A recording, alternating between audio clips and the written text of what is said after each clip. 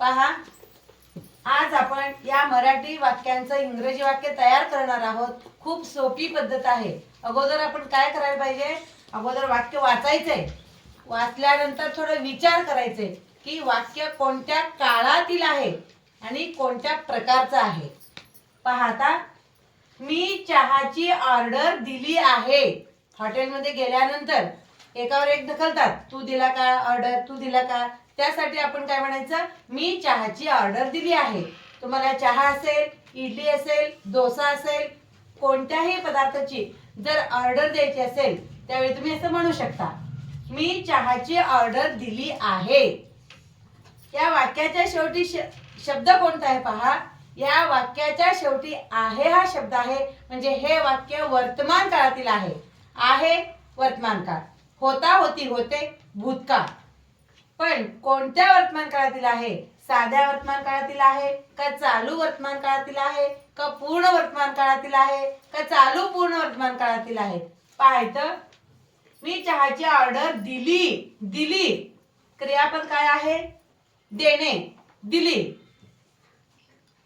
ल नंतर जर आहे असेल, पूर्ण वर्तमान काळातील वाक्य आहे समजून घ्यायचं। ल ला ली ले लो त्यानंतर आहे, पूर्ण वर्तमान काळातील वाक्य आहे।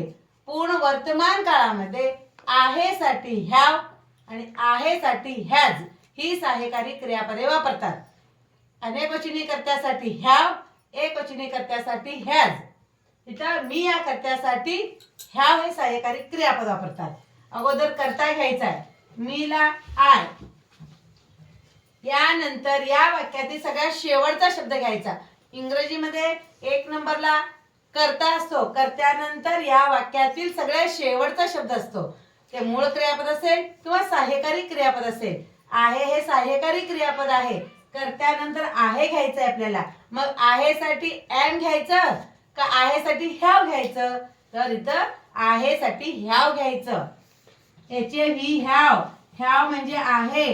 पूर्ण वर्तमान काळामध्ये आहे साठी हॅव वापरतात आणि एम केव्हा वापरतात, चालू वर्तमान काळामध्ये।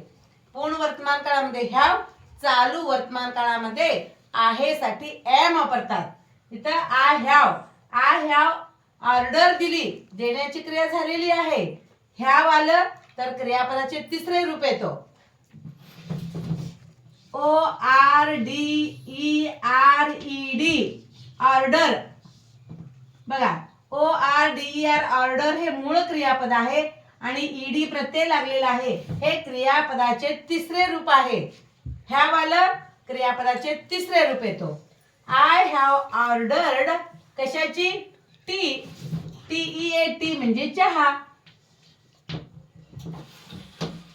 पाहायचं, मी साठी आय, आहे साठी हॅव, ऑर्डर दिली, देण्याची क्रिया झालेली आहे। ऑर्डर दिलीला ऑर्डर्ड आणि चहाला TEAT म्हणजे चहा। I have ordered T.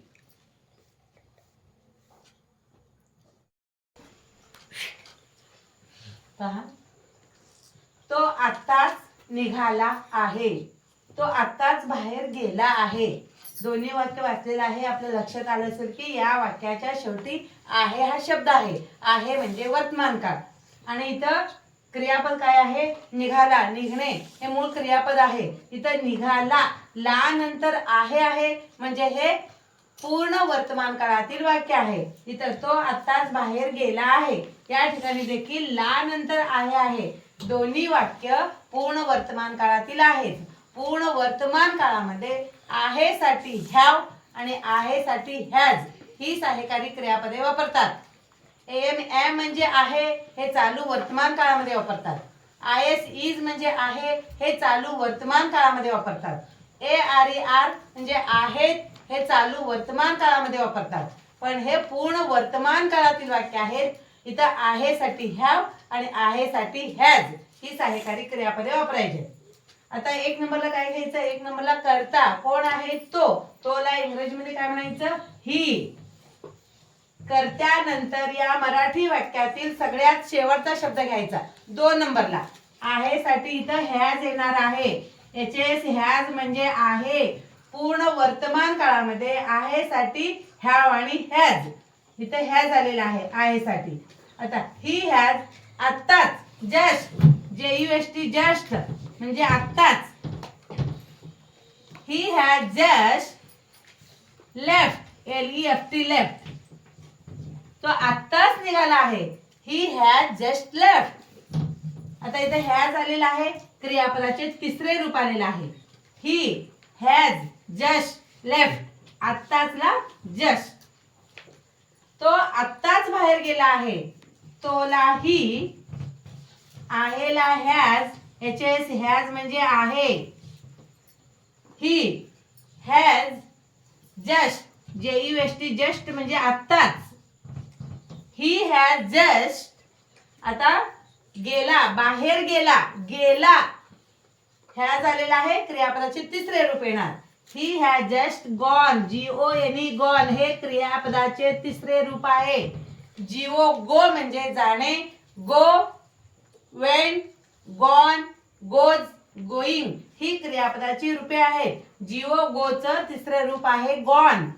He has just gone, बाहेरला आउट, OUT आउट म्हणजे बाहेर. He has just gone out, तो आत्ताच बाहेर गेला आहे. ही हॅज जस्ट लेफ्ट, तो आत्ताच निघाला आहे. पहा, ते बरोबर आहे, ते चूक आहे. हे दोन्ही वाक्य वर्तमान काळातील आहेत, कारण वाक्याच्या शेवटी आहे हा शब्द आहे. पाहिलं, ते बरोबर आहे, ते नंबर 1 बरोबर, नंबर 2 आहे, नंबर 3. हे नंबर मी का दिलेले आहे, तुम्हाला इंग्रजी वाक्य तयार करायला सोपं होण्यासाठी. 1 2 3 हे क्रम आपण मराठीमध्ये देतो, पण इंग्रजीमध्ये क्रम कसा बदलतो. 1 नंबरचा क्रम तो 1 नंबरच घ्यायचा इथला, आणि त्यानंतर 2 घ्यायचं नाही, डायरेक्ट शेवटचा शब्द घ्यायचा, शेवटचा तिसरा शब्द. 1 3 आणि राहिला नंबर 2, या क्रमाने हे शब्द घेऊन आपण इंग्रजी वाक्य तयार करूयात. तेला दॅट, THAT दॅट, दॅट. आणि आहेला इज, IS इज म्हणजे आहे, दॅट इज. बरोबरला right, RIGHT right, that is right, ते बरोबर आहे, दॅट इज राईट. ते चूक आहे, हे पण आपण असंच घेऊ शकता. 1 नंबरला ते, तेला दॅट, THAT दॅट. एखादी वस्तू, एकच वस्तू असायला पाहिजे. एखादी वस्तू आपल्यापासून लांब असेल त्यावेळी त्याला दॅट वापरायचं, आणि एखादी वस्तू, एकच वस्तू असायला पाहिजे, आणि आपल्या जर जवळ असेल त्यावेळी दिस वापरायचं. दॅट, तेला दॅट, THAT दॅट म्हणजे ते, तो, ती, मग दॅट. आणि 2 नंबरला काय घ्यायचंय, आहे घ्यायचंय. आहे साठी is, that is, that is. चुकला रॉंग, WRONG रॉंग म्हणजे चुकीचं, चूक. तेला दॅट, आहेला इज, चुकला wrong, that is wrong, that is right.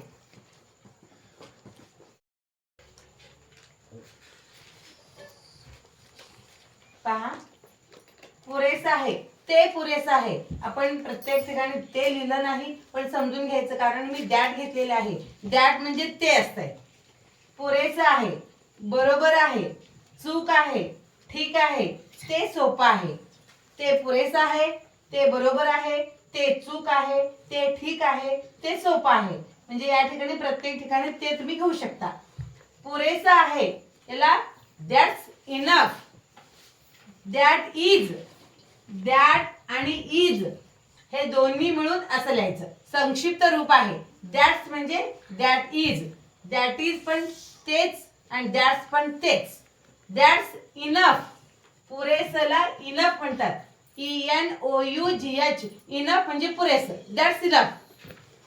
बरोबर आहे, दॅट इज राईट, इथं दॅट्स राईट पण तुम्ही लिहू शकता संक्षिप्त रूपामध्ये, दॅट्स राईट. चूक आहे, दॅट्स रॉंग. ठीक आहे. That's okay. ते सोपं आहे. That's easy. दॅट्स म्हणजे that is easy. That's easy.